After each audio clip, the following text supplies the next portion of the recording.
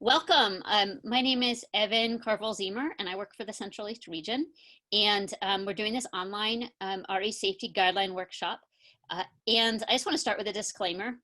This recording will have a short shelf life, and I would like you to take responsibility for staying up to date. We will send you, if you're on our email list, I'm sure you'll be getting emails, but these are the two URLs to keep track of where we'll be keeping things up to date. But everything is rapidly changing as we realize new things to do. So I'm glad we're doing this, and let's get going.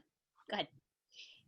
And thank you so much for the Arlington Church for making this happen, for Leanne and Annie's work pulling this off, because really they're really hosting in wonderful ways. Thank you. For a Chalice Lighting this morning, I am thinking about Ruth Bader Ginsburg and the work of the generations. And I have this Chalice Lighting from Reverend Marta Valentin. Gratitude for my ancestors. With honor and respect, these eyes see for you all manner of life you could not have imagined. My lips move with the rhythm of your words flowing through me, my tongue caressing each morsel of wisdom I am graced to pass on. Your DNA rides my veins, and with every breath I take, your cautious steps from the past toward a fuller life become bold moves I make towards my destiny. Together we wrap arms around a new generation, here to become who they were born to be, to cast their magic as we once did, and bless each day for their ability to do so. For you, dear ancestors, we live this day.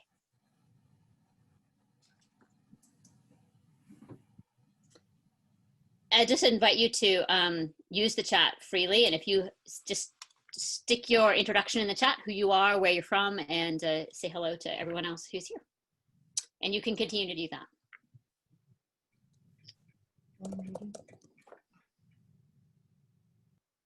While you're introducing yourselves, I want to say a little bit what we're going to do. You can just load the whole slide, please. So I'm going to give you some concrete guidance from the UA. There's things that we really think you ought to do.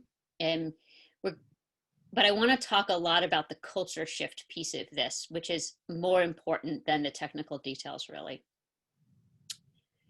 And one of the things we're observing particularly right now is that there's some nuance we intend to communicate that doesn't always land. And so I'm going to be really direct about that nuance instead of obscure. So that's what we're going to do. But there's some things we're not going to do. I'm not going to do a full technical training on everything. If you need to know the settings, we've got resources and we can help you.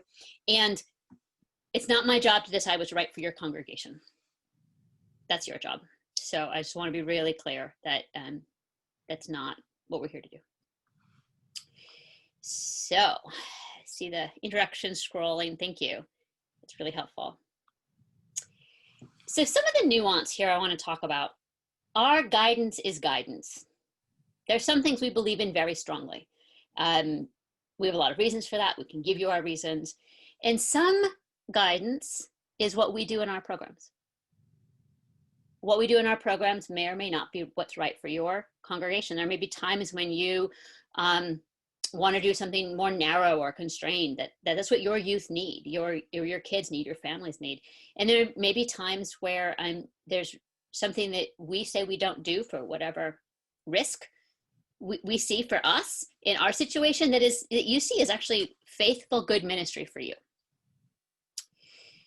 And part of this is about a culture of safety. We have been engaged for the last decade or so in a huge shift around safety culture.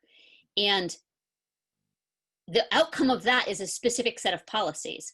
I'm more interested in you creating a similar shift in safety culture than that you end up in the same technical set of policies that we ended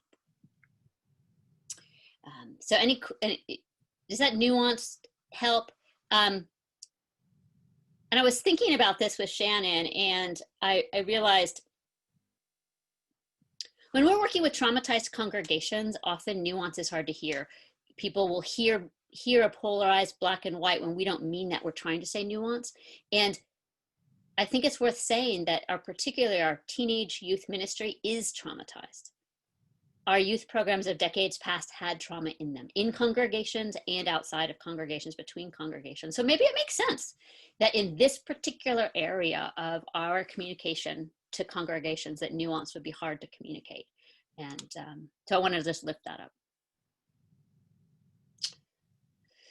And I'm going to keep coming back to the nuance here through there. And here's another thread I want to keep coming back.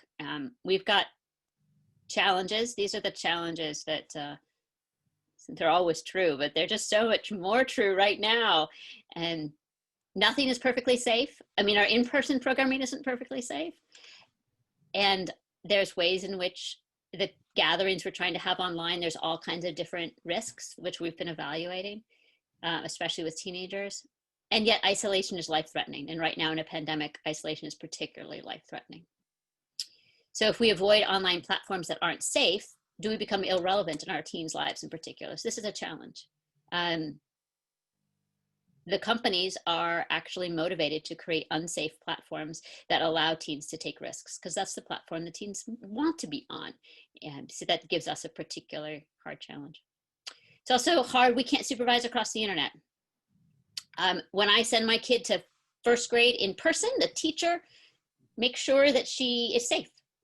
My kid in first grade in my living room, the teacher cannot supervise my child. I still have to supervise my child. And yet parents and guardians have a hard time supervising their children's online activities. Even with my first grader getting on YouTube for fun to watch a dinosaur cartoon, it starts to be challenging to supervise.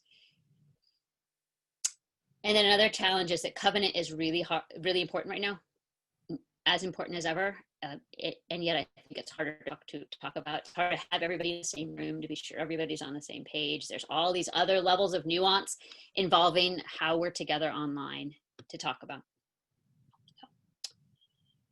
Ready for next.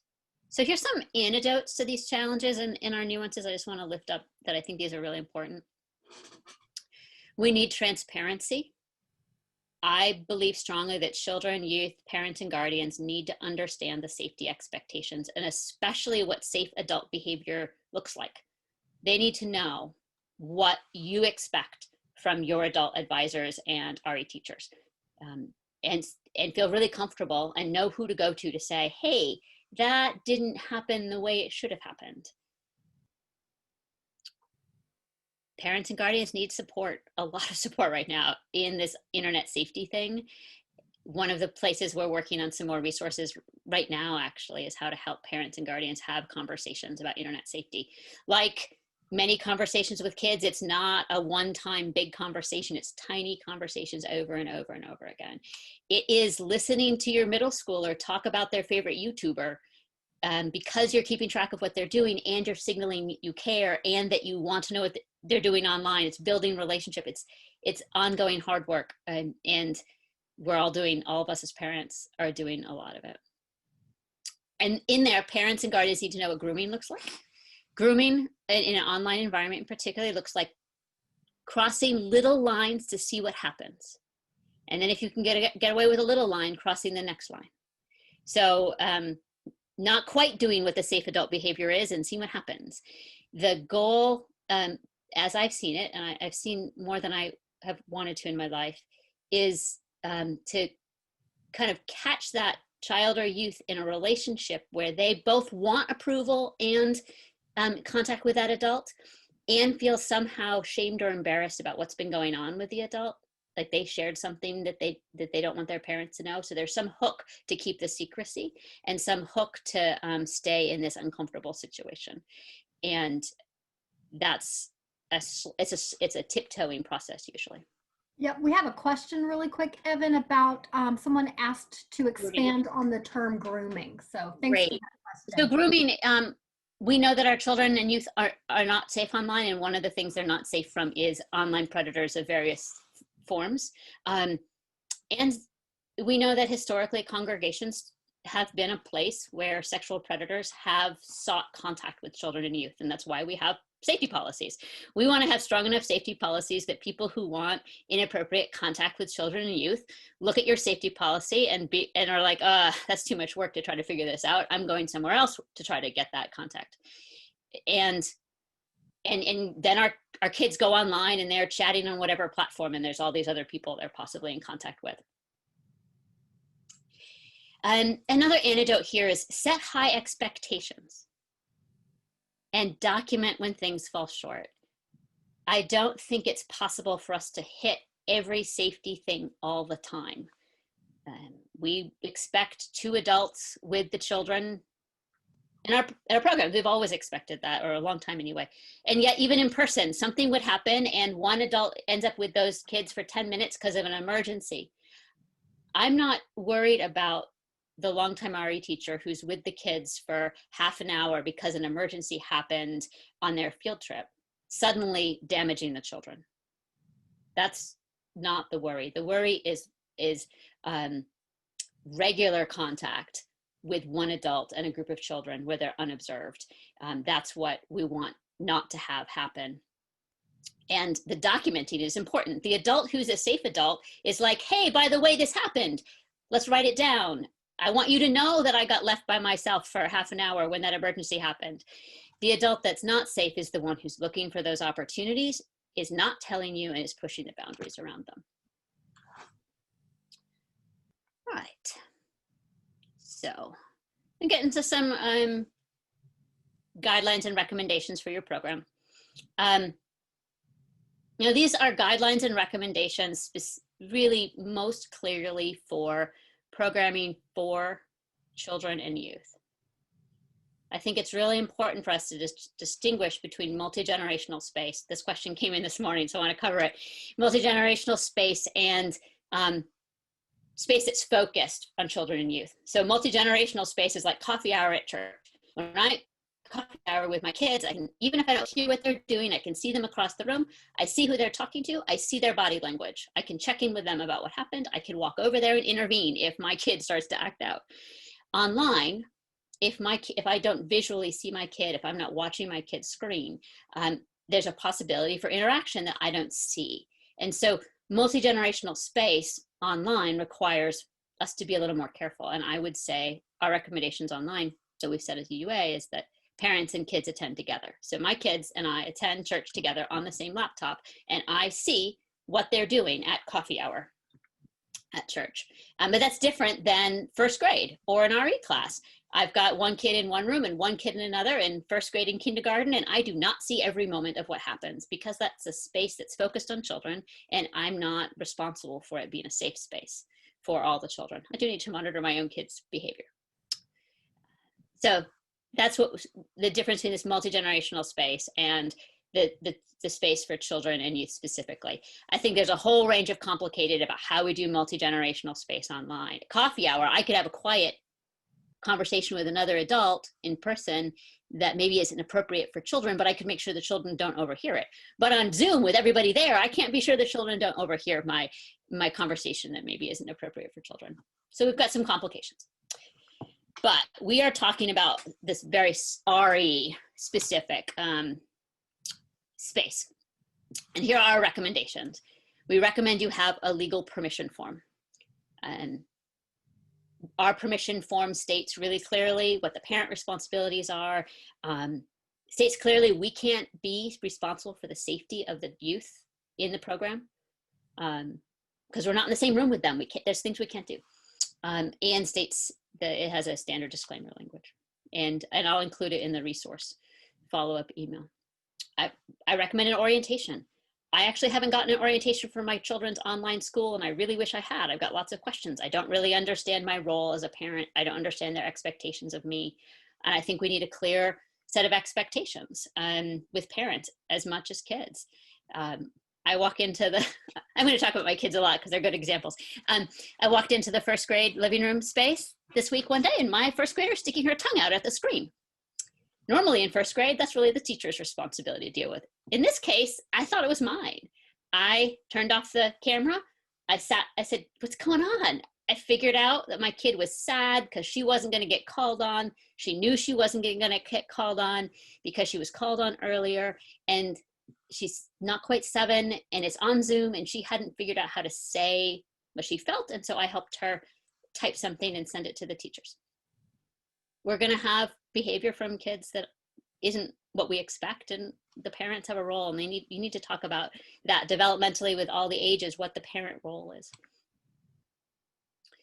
both to keep the kids safe and to have it be a good program, have it be healthy and covenantal. And that's going to look different than it was in person. In person, you could have had one RE teacher step aside with my kid who's sticking out her tongue and talk about it. On Zoom, that doesn't work. You need to be clear with the parents about what your adult role is, that the adult leaders' roles are, what the safety requirements are, and be really clear about who they go to if they've got concerns, and that you want to hear from them quickly. You don't, if something's going wonky, you don't want them to wait till the program's over. You want them to come to you pretty quickly so you can work on it. All right, I think I've got some tech tips next. I don't have any new ones from all of you, but this is what we do. So Sign Now is a really inexpensive legal online signature, missing an E, platform. You create a Word form, your permission form, you upload it with the blanks. You easily create a template with the names of the fields, and you email it to people to sign. It's really quite straightforward and simple. And if you're just doing a handful of forms, it's really easy just to invite one by one. If you're a large church, if you've got a lot going on, Zapier is just a fabulous tool. It, like any little thing on the internet, you can make a thing that starts a thing to talk to another thing. So when one of your youth registers for one of our programs, Zapier takes the input from Wufoo and sends an invite to that permission form. It creates a Google sheet with the email and all the information. It looks up the DRE email on another Google sheet and sends an email to the DRE to sign off on the youth on that Google spreadsheet. All of that is Zapier. Nice little tool. And you can reach out to me for more, but that's enough on just tips. And then our children and youth need information. This has been one of the biggest culture safety shifts that I have walked the Central East region through since I first started working with our youth in 2012, is giving the youth more and more information, telling them why the rules are the way they are, telling them why I have the current concerns I have, letting them talk to me about what they think we should do to meet those concerns. Once they understand why the rules are the way they are, why I have the concerns, they tell me more about what's going on. Once they knew about us being a mandated reporting organization, if there was sexual contact in various ways, they started telling me because they did not want that happening. Talk to them about what a safe adult looks like. Ask them. I had some great conversations with youth. What does a safe adult look like online or not online? It's been a really great conversation with them. Just like have all the adults be quiet and let them talk for a little while. And tell them what the congregation's expectations are. They need to know that adults should not be messaging them one-on-one out of nowhere. I want that to show up as a weird signal. If that's your policy, I hope it is. And I want them to be able to speak up about what's weird and uncomfortable soon, before it's too weird and too uncomfortable and hard to say because they don't know when they should have spoken up and they didn't speak up. And so now they feel badly because they didn't say anything. What I've observed with these kinds of boundary crossing situations is that often youth, and so I'm sure for children too, they can only say something's uncomfortable. By the time they can say, that was wrong, that was traumatic, that hurt me, they're months into a process that I wanted to intervene with immediately. Because it's shocking, it's sudden, they don't know what's happening, and our brains don't expect to feel that kind of boundary crossing in a safe space. So we want them to come to us when anything is uncomfortable and create a culture where they do, where they trust that we're going to say, okay, how do we help you with this? How do we make sure that that's not going to happen to other children and youth? That shouldn't have happened to you. I want to support you. Youth in particular are more likely to name things if they think they're protecting their peers. And so helping them understand it's not just that you feel uncomfortable, though that's important, because they're likely to say, oh, it's just me being uncomfortable. I don't want to be, I like so-and-so. I don't want to, but if they think, oh, but I don't want that to happen to my peers, they're more likely to come forward. And like everything else, this is not just have one conversation, it's over.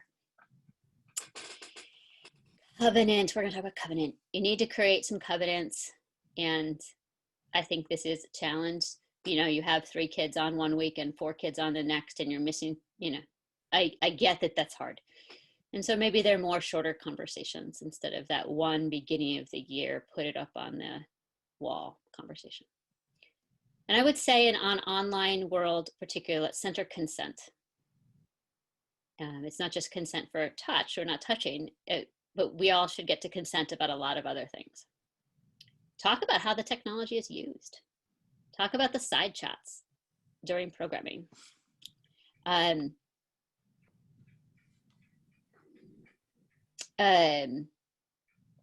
Talk about how the contact information is shared. Talk about the expectations between the youth about contact. Maybe they want to have each other's contact information. Maybe they don't. We also want to talk about the camera on off. And I am watching my neurodiverse kid with a brilliant teacher. This is my first grader. The camera's on at the beginning, you know, recognize who it is, say hello, and then she lets the camera be on and off, and my kid can move forward and away from the computer where I have her set up and turn the camera on and off. She can use emojis to say that she's there. Hey, what do you think about that? And she'll hit the emoji, and she is more comfortable and engaged in a Zoom session than I've ever seen her before. Neurodiverse refers to ADHD, autism, other ways that brains operate. What I'm talking about is also true for social anxiety. Having everybody's face is right in front of you, and knowing that your face is on screen is one of the things that for some people is very, very challenging. So I don't think that we should have the camera has to be a particular way. I think we need to talk about it to really be inclusive. Evan, we also had another question in the chat box. Someone asked, who do the youth, the children, who would they go to report up to if they see that the teaching team is a unit? Say if an uncomfortable event happened on the uncomfortable event topic. Yeah, I think that's what Steve meant. I think the kids need to know, we need to talk to them. How do you find safe adults to go to help you navigate? So if something's uncomfortable and you don't feel comfortable going to the teaching team, are you comfortable talking to your parent? If you're not comfortable talking to your parent, you're comfortable going to the DRE. Help them list 3 adults that they could go to if something was uncomfortable, and make that, expand it. Have it be yes about church and RE, but add it to anything else. You come up with something uncomfortable at school, if your teacher does something, if you're on the internet and you get a weird message, who are the at least 3 adults you can go to say, that was weird, I feel like I should tell someone. Yeah, and share resources, communicate in as many ways as possible who the kids and youth can go to. Any questions on covenant? I feel like it used to be easier to say, so sit down and have a covenant conversation. And I think this is adaptive. You're going to have a lot of conversations, but these are the things that are coming up for me as particularly important now. Now I'm going to talk more about messaging later. Well, the one-to-one messaging. I know there are questions about that. Okay. All right. Next.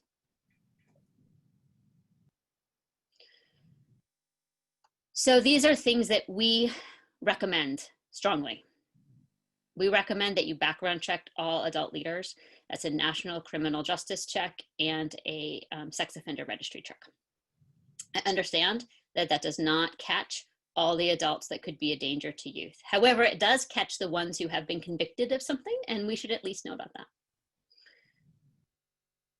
And require at least 6 months of participation in the congregation, reference checks, a safe congregation policy, so that we've got a pretty good guess that these adults are pretty safe. And then we want 2 or more unrelated adults for every session. Unrelated means that a married couple does not count as 2 adults if there's not a 3rd adult in the room, because it is hard for those 2 people to tell about the other one's uncomfortable behavior. That includes parents and children, young adult children with adults. Think about teaching teams where if one of them were having boundary problems, the other one would be able to say something. More than 6 months would be great, Jenny. Yeah, 6 months, just a minimum. We also really strongly recommend a policy church-wide in the multi-generational space as well, that adults do not send one-to-one messages with minors. That an adult in the church does not send a text message to any of your youth or children, and that all the adults know that and all the kids know that. This is one of the multi-generational challenges if you have your Zoom chat in a particular way and a kid happens to be on a laptop in their own room for whatever reason, maybe because they're going to go to the kids' breakout room in the congregation I attend. But it is always the adult's responsibility to redirect a message. So I get messages from youth, I get one-to-one messages, and I move it to a platform that I can copy their DRE, I can copy Shannon, I can copy their parents. You need to have a policy on who your RE teachers and advisors copy on those messages.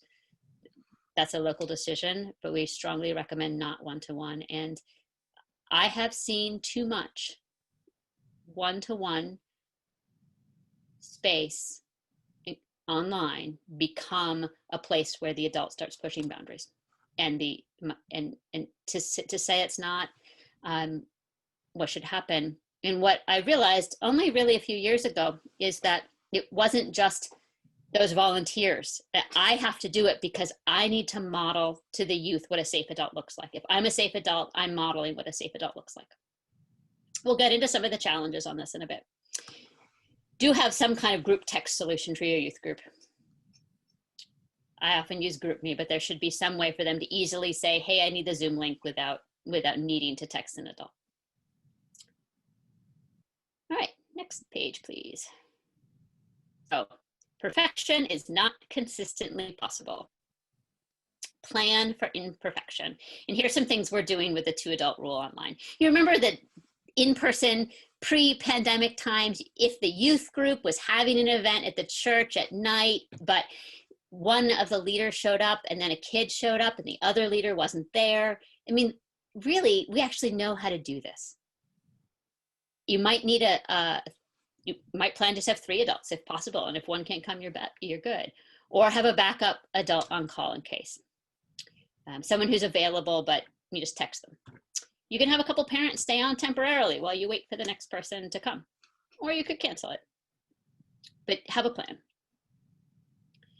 Plan for the one-on-one messages to happen. The adults to redirect. Have a process for alerting staff that this happened. I was on sabbatical in August and a youth sent me a Facebook message and I sent her where she needed to go. And that was the one work-related thing I sent Shannon, my coworker, is so-and-so messaged me about this. I did take a screenshot. Here you go. Done. Document those significant exchanges. I would say that if it's someone asks you for the Zoom link and you reply, like that isn't something that needs a screenshot necessarily, though you might make a policy that it does. But if you end up with a back and forth that feels significant, take some screenshots. I want my adults, and so I think you probably want your adults, to feel like they can, if a youth reaches out to them, that they can meet the youth's needs in the moment without feeling like they are going to get in trouble. If a youth says by text, hey, I really need to talk about this thing. Can we talk about this now? And the adult says, yeah, is it okay if I copy in whoever? And they're like, I just don't feel comfortable. Could we just talk about it now? And maybe you have that conversation and you screenshot it and share it and to be able to save it. I don't want our youth not to get the pastoral care they need, particularly if they're sounding suicidal, highly depressed. If they trust you as an adult and they're reaching out to you, take care of them and then document it. Sometimes you need to do a one-to-one pastoral care by video, and what we do is we record and save them. Someone asked how long. I'd save those about as long as you save a permission slip. So instead of expecting perfection, have high standards and document when things fall through. And I'd say that is actually what UUA staff do. It's not that we have these high standards we meet every time. We are following, these things happen and we document them. And my concern is the adult who's looking for a way around it and isn't documenting it, is avoiding documenting it, or thinks it's not a big deal that these things happen. Here is another tech tip. We use Google Forms for an incident report form. And so it's just, I've made a bit.ly link. The bit.ly link's available to my leaders, and they can just document right there on their phone, on their computer, and send it in. Yep, and in the chat, we're talking about the different ways people are copying in a second person. Someone asked, do I have to remind them that we need to show it to somebody else? Yeah, so you also just could screenshot and say that the conversation happened. Say, I am going to need to save screenshots in case that there's concerns about this conversation later. Yeah.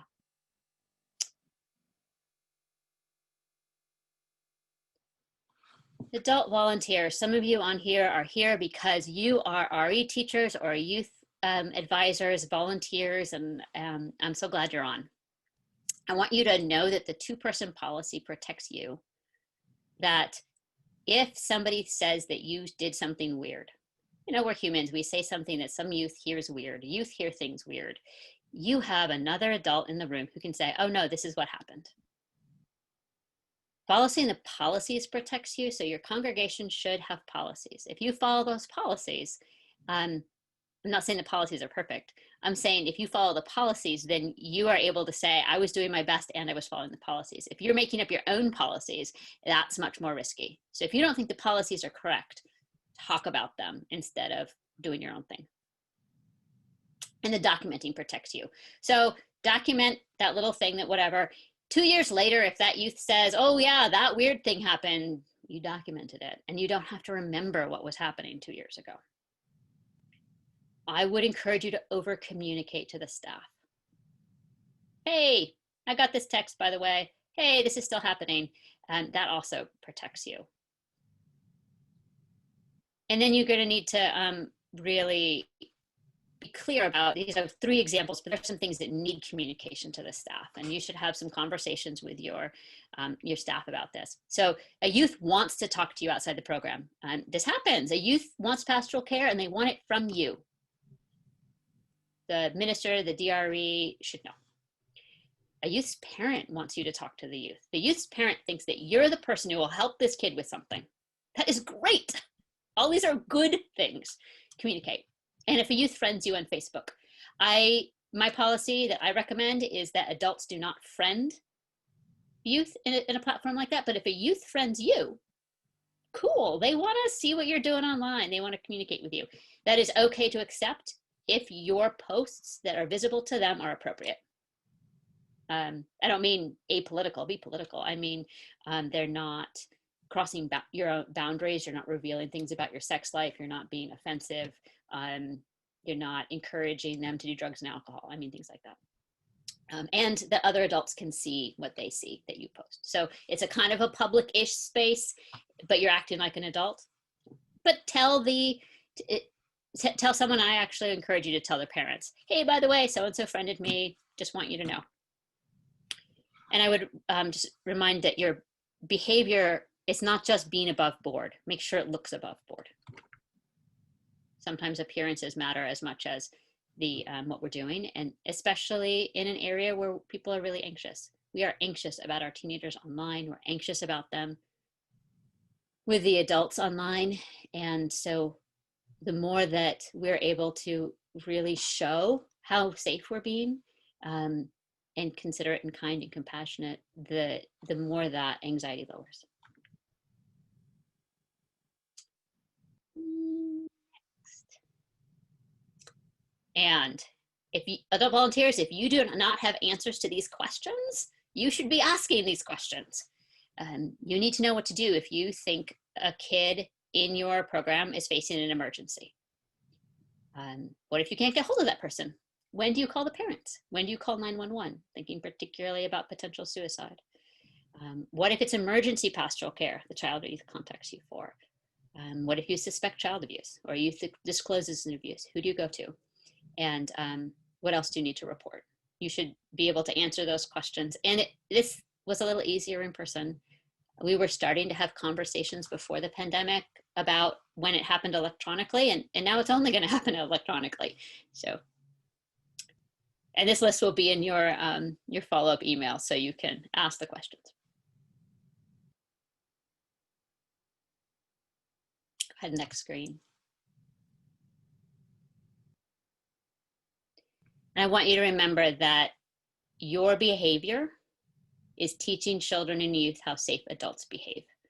And that is really important learning. It's important faith development. It's important for them to have adults in their life that they are getting to feel that feeling of safety and connect it to what the behavior looks like. So that if there's behavior that isn't like that and they feel differently, they can understand why they feel differently and feel justified in standing up for themselves.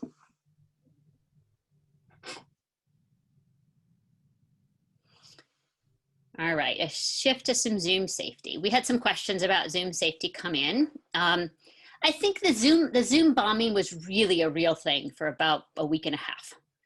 It is less a thing now, and that's because of the passwords and the waiting room. This is my best practice recommendation. And there's really detailed technical recommendations on the UA site that will keep being updated as Zoom keeps updating things. But if you have a unique link and you share it shortly before the session, and the covenant is not to share the link, that is what makes something particularly safe. Our local high school, covered in the paper, had 3 adults show up to a teen class this week and do inappropriate things. They did that because the teen thought it was funny to share the link with somebody. That's what's happening right now, is what the unsafe behavior is when somebody in the session shares the link with somebody else. They came in the waiting room with the correct name, looking like a student, so the teacher let them in. Using the waiting room and only letting those who are registered is sort of the other piece of this. And then the chat. I think that the chat needs to be about, you need a covenant with this. And this is are you allowing the one-to-one chat? And and depending on age, you're going to do different things around that. And I would give participants a number they can text if they're having technical difficulties. If you want that to be a text number that multiple people can do, I didn't put this as a tech tip, but there's a couple of free texting online. I'll put it in the resource list. That you can create a text number that multiple people have access to and sends you an email, and you can have it available. All right, next. So breakout rooms. We do recommend 2 adults. Our policy does include the possibility of a youth leader. We check references and train our youth leaders with the expectation that they would supervise a small group in person with the adults floating. And so that's something that we're doing in breakout rooms as well. But our youth leaders receive training in what they're supposed to report on why they talk about it with us. Pardon me. The question just popped up in the chat. Do you recommend allowing private chat for the youth groups? Yeah, I'll get to that. Oh, okay. Yeah, I see it now. And I'm seeing a couple more about private chats within Zoom as well. A couple more questions. Yeah. So the UUA is not recommending, we do not in our programs rotate an adult room to room randomly and have that sufficient supervision. It might be appropriate for you. And the question I have is, what level of trust does your group have? I do not have a recommendation about allowing private chats for youth groups. I think it has to do with the covenant and the level of trust in your group. And I don't know your youth. It is possible on some accounts you sometimes do get the private chats. I have tested it on mine and I do not. So if you would need to really test that if you wanted to. I'm not sure the youth are going to use it if they know you're downloading it. Of course, they would need to know you're downloading it if you're going to download it. But that would be a thing to look into. We're getting into the sticky wickets, which is good. I'm going to talk more about the messaging sticky wickets in a moment. So let's keep going.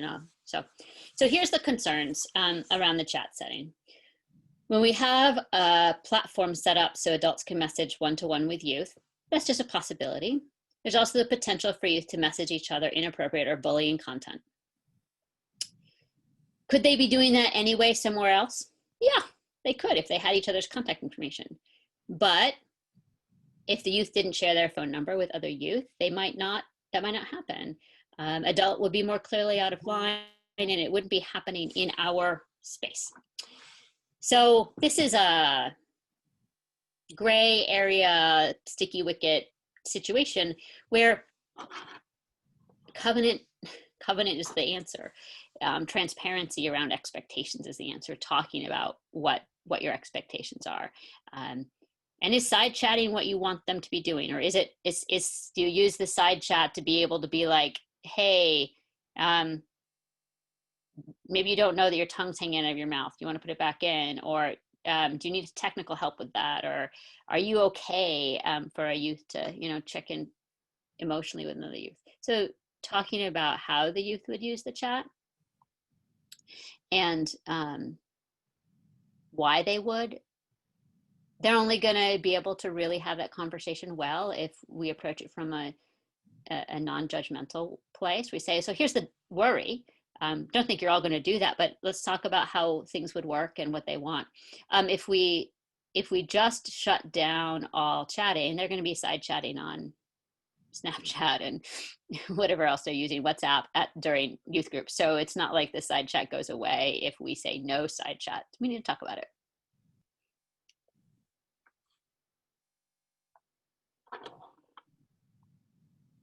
So my dream platform doesn't exist. My dream platform, I can see everything an adult does on my dream platform. They can private message the youth, but I can read it later if I want to. The messages never get deleted. No one can delete those messages, but it's not there.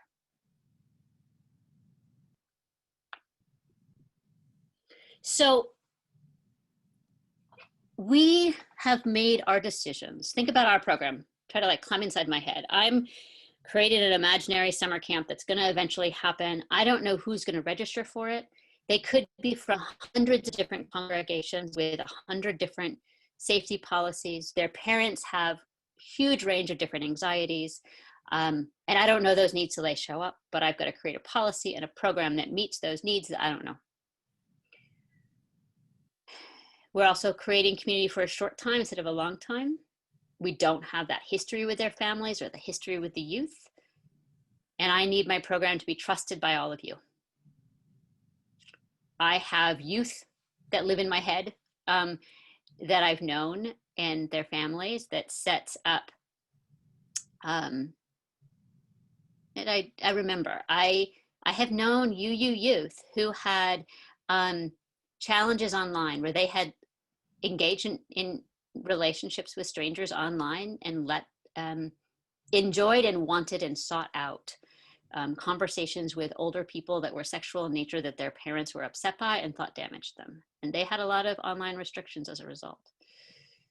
Discord is one that some parents have particular worries about, the amount of alt-right information in some servers and particular concerns with particular children who particularly they're worried about. And so we want our programs to be open to all those youth and be as safe as possible. Your congregation is your congregation. You know your youth and families.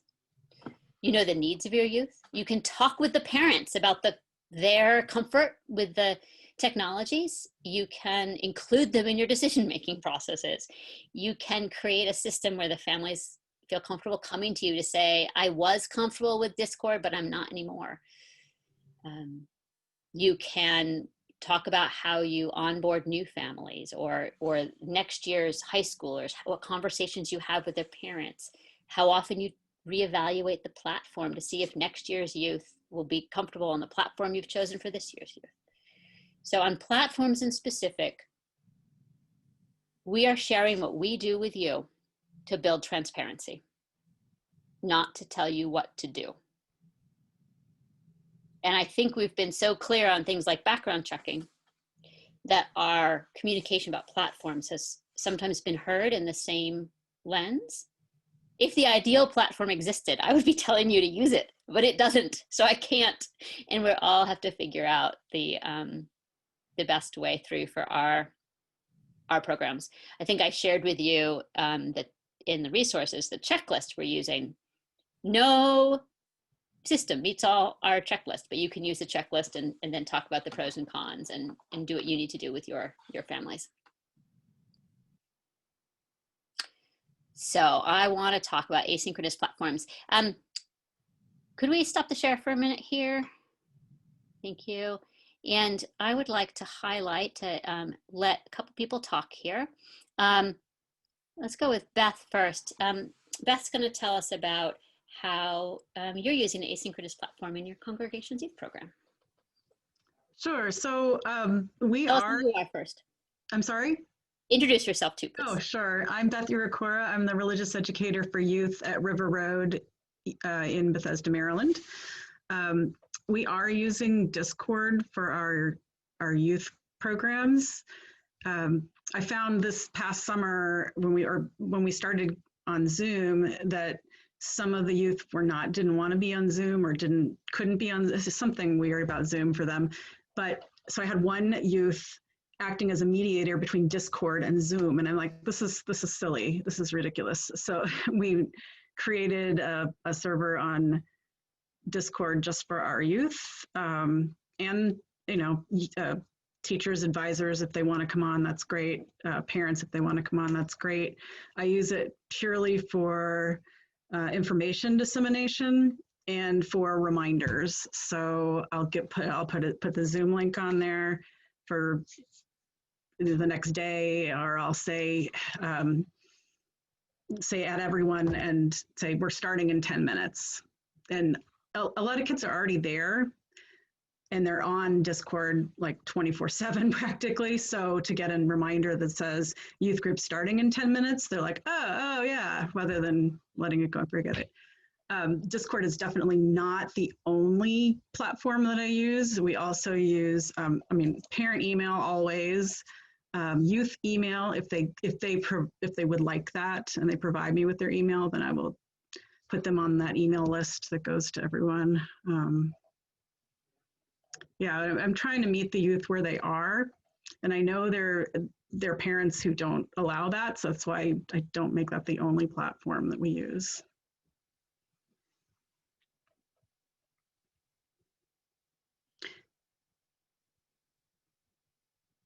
I'm looking at the chat. There was a question about the video component, but Marianne answered that. Thanks, Marianne. There is. We've tried it. It didn't really work, and not everyone in the youth group's on it, so we don't use it. Did you? Here's another question. Did you say that you use Discord only to disseminate announcements and reminders? That was a clarification.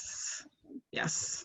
I also have. I started a young adult one, and they use it for all sorts of stuff, but that's a totally different category. Thank you. Now Leah's going to talk to us about how you're using Mighty Networks. I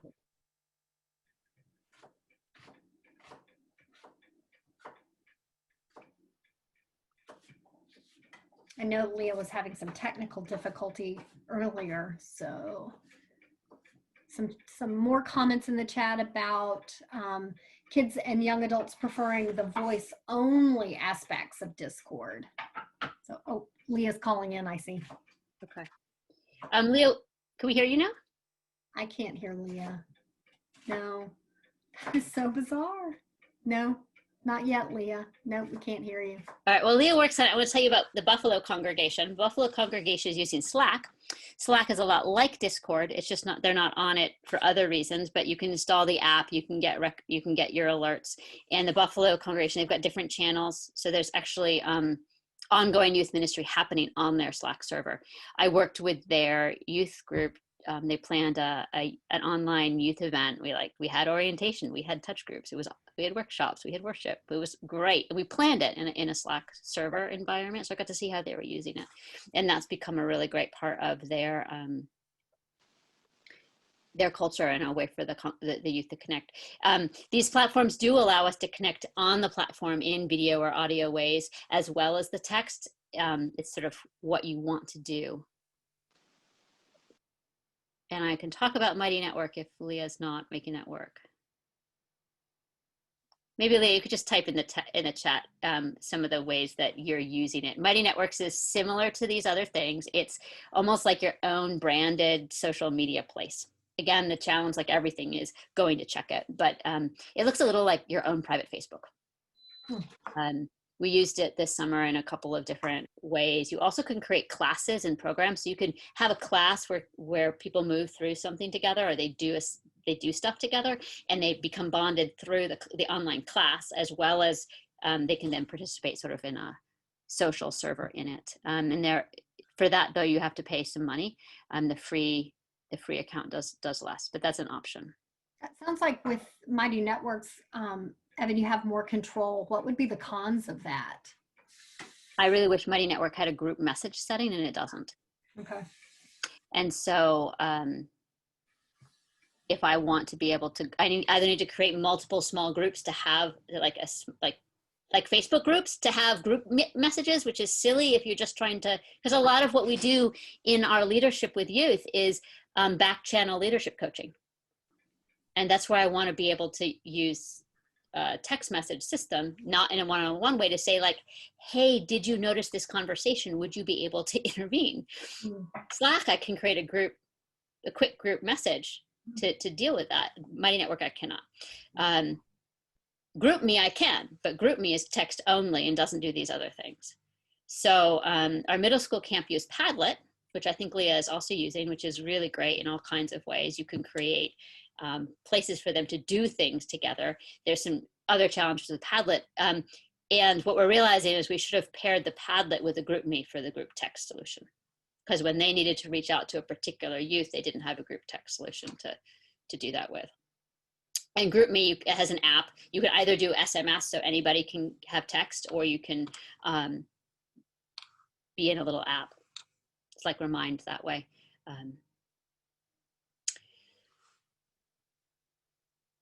Thanks, Leah.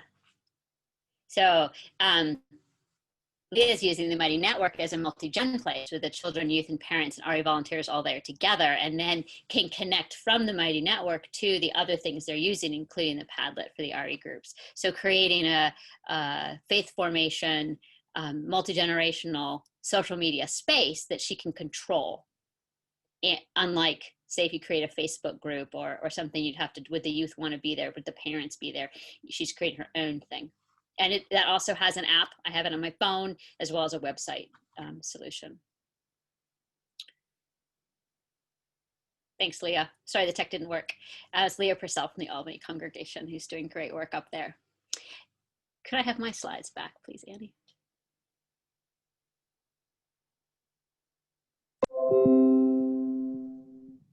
Back on the async. Back to the asynchronous platform, please.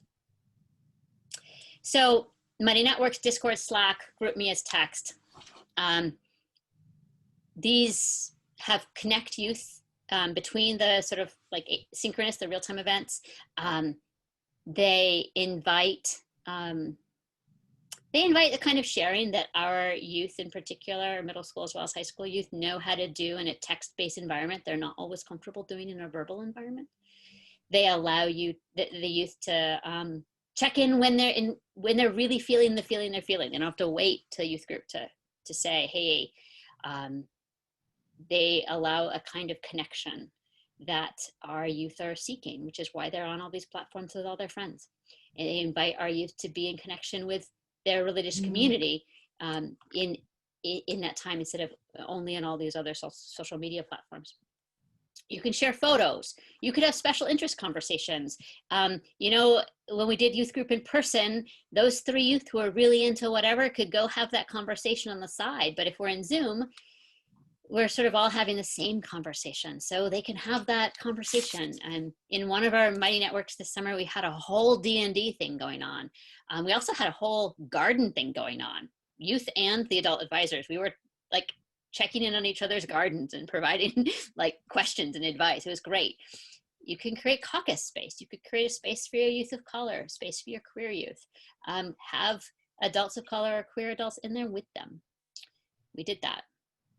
So there's really huge benefits of being with the youth in the online life they're living, while creating a place for them to do that. And it is harder to supervise. How often do adults come into your space? What's the level of covenant? Or do you feel confident that your youth would alert an adult if a youth shares something concerning? Do the youth know who to call at 11 o'clock at night if another youth posts something concerning? What kind of covenant would you make about not doing that? What kind of covenant to make it a safer space? Not deleting posts, perhaps. Not making posts that are traumatic to other people, instead reaching out pastorally in particular ways, flagging the adults. How many adults do you need to be able to check that reasonably well? Which adults are willing to have another app on their phone and read it all the time? We, the Central East Region youth staff, have been living in this kind of world for a while because we had Facebook groups for our youth adult committees for years. They're not using them anymore, but we had them. Then we had GroupMe's. Last year we had a whole bunch of different things. And so there was a while last year I was checking Band, Teams, GroupMe, Slack, and Facebook Messenger and Facebook, because we had a group Facebook message and Facebook groups for communication with youth. And so I have all those things in my phone and I check them all. Somehow Band was one too many. But some adults are good with that, and some adults are really going to struggle. So which adults make that a safe space? And as I'd say, this is true for everything, whether we were talking service trips or service trips to GA before the pandemic or now. Move at the speed of trust. Don't do something with your youth that you don't think they're ready for. That's not going to be a safe space. We can only create so much safety with rules. Our safety really has to be created by culture and covenant, and that takes time. But these are some ways to bridge this gap between not being part of their online lives and being all the way in to some of these platforms we're going to talk about next. We do have concerns about Discord. And I'll just move that here. Our concerns about Discord have to do with how easy it is to find other servers and the deliberate, through troll behavior, through criticizing people for being snowflakes. The recruitment is to an alt-right and then fairly white supremacist perspective. And we have youth who have gone down some of those rabbit holes. That's it. I do worry about our youth. Oh, snowflakes. Okay, so one of the sort of like a little bit right-wing alt-right things is if I say, oh, that was a racist comment or that was hurtful, I think we need to deal with that, is to call me a snowflake. So part of the challenge here is there's this whole set of vocabulary, a whole set of memes, a whole set of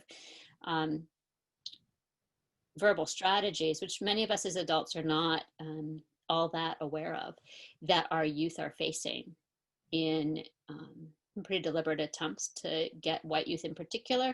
Yes, Laura, you're so fragile, snowflake. To get our white youth in particular to abandon a left-wing justice-focused perspective in life, that we're all in this together, and move towards some of the dangerous perspectives that we've heard. So I think that's an area I'd love to keep working with people on. What kind of resources can we provide to each other as adults to help us equip our youth for those spaces? So there's all these platforms like Discord our youth want to be on that aren't ideal. And I just want to talk about them briefly. We've got some concerns about TikTok, but TikTok is great in other ways. I think you can use TikTok to create videos and then you can share them in your space, and the youth can do what they want with the video. So maybe one youth sends the video over Snapchat to a friend, another youth sends the video somewhere else, but they don't have to have a TikTok account. Part of the problem with TikTok accounts is the comments being visible to whom and who's participating, and then you're responsible for moderating comments that might impact your youth. Facebook does allow one-to-one messaging with adults. There's a lot of adults on there. It's not the space it was when it was mostly teenagers. And yet adults understand Facebook better. So I think we feel more comfortable equipping youth in Facebook than we do in other places.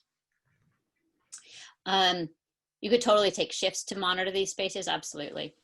So you turn on your notifications for those hours or turn them off or turn them on for those couple of days. if you had a Facebook group or any of these things. Snapchat is something that for a long time we've said don't. And the reason we say don't is that the messages disappear. And so if a teen sent you something or you sent something to a teen that was problematic, documenting it would require fast thinking to screenshot it. And often if something's shocking, you don't think to screenshot it that quickly before it disappears.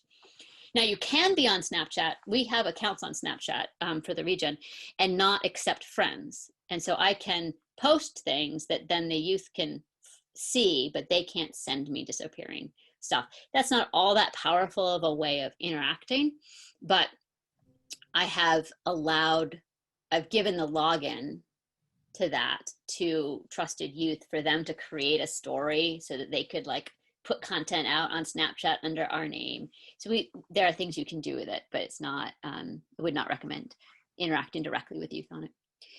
Instagram, a lot of youth are on Instagram. And until recently, that seemed like a really great idea. And I'm really upset with Instagram. I'm upset with Instagram because Instagram has added disappearing messages. So, and there's no way to turn them off. If I have an Instagram account, anyone can send me a disappearing message. I can send anyone a disappearing message. There's no record that it happened. They did that because they're trying to lure youth from Snapchat because they want the youth demographic in terms of money, and yet that's problematic. There are youth programs using Instagram and need to have covenants about how to do the messaging. I have a challenge with that, as I told you, because I've got all these like youth I don't know. I can't create a covenant with all of them, but it may be something that's helpful for you in some kind of a way, if that's a place your youth like to interact. There is a group message function on Instagram that some groups of youth like to have an ongoing group message on, and you can put the adults in and have it could be a group message platform in that way. So as adults, where are we friends? Where are we connecting with the youth? What are we posting? Are we staying in an adult role? Consent. Where do the youth want us and where do they not want us? Where do they want to be with us? And that's a conversation. And what platforms are parents comfortable having their youth on? And that's an ongoing conversation. There's a great session in the Parents as Sexuality Educators curriculum from the UUA, which is it's a small group ministry curriculum to talk with parents about being sexuality educators. And there's one on being online that you could do to help your parents talk about what they're going through right now. And that might be, if you haven't had any of these conversations about platforms, I would start it by offering them that, because it would be family ministry benefiting all those families. And you would learn more about how your parents and guardians feel about their teens' online activity. Back to this tension of we want to meet the teenagers where they are. If they were playing soccer games, we might want to go attend their soccer games. That's not really happening. They're out in the world, in these worlds. Where should we be meeting them? How should we be making our faith relevant, connecting with their lives in a safe way that they consent to, that supports their parents in online safety?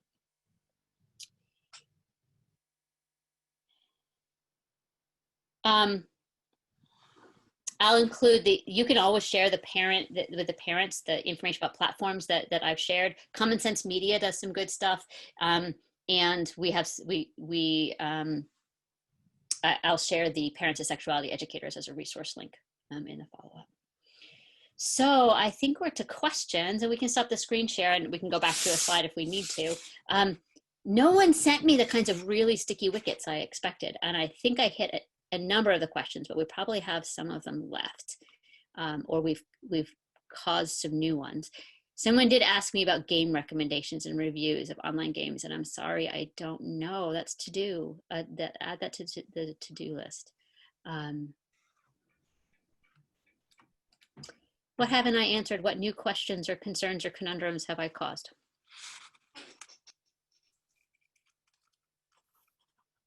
We have a what is Jackbox and where do we access the online content for parents about platforms? 2 questions in the chat.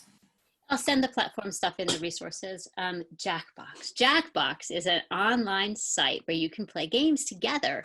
So our staff team, when we didn't get to have a retreat in the spring, we sent in like little like facts about ourselves, and Amy Kent turned it into a Jackbox, trivia game about the Central East Regional staff, and it kept track of who was winning, who got the number of questions right. You enter a code on your phone and you participate in a browser on your phone with the game with everybody else. Played a game with some youth where we you draw a little drawing and then you create phrases and you connect the t-shirts drawings with the slogans, and then you vote for which one is funniest and see who wins. Fun games, fun bonding games. Christina Kennard asks, can we make a version of this training available for youth who have either official or unofficial leadership roles? That's a really great question. Send us an email. Shannon and I can work with you on that. These things happen because we schedule dates with you and then we're accountable to getting it done. And that would be, I think, great. We do that with the youth, our official leaders. And so maybe doing that bigger and talking to everybody all at once would be great. Thank you. Email. Thanks, Christina. Great research with the Screenagers movie.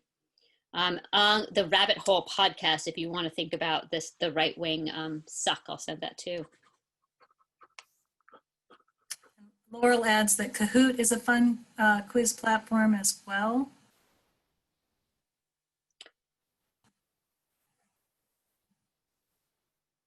So Cassie says she's been looking through parent communication apps like schools use, Class Dojo, etc., as another way of creating our own social media space for sharing.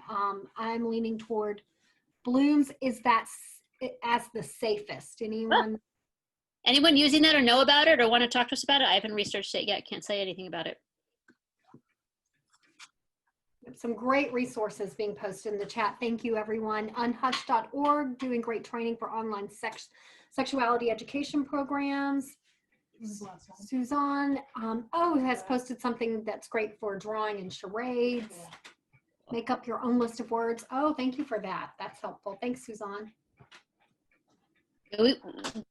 Create a safe, vetted by somebody games list. If you want to send if you vetted the content on the site and you'd be willing to say, as a religious educator, this is good, maybe we should put that together somewhere, because I cannot vet all the games. Can't do it.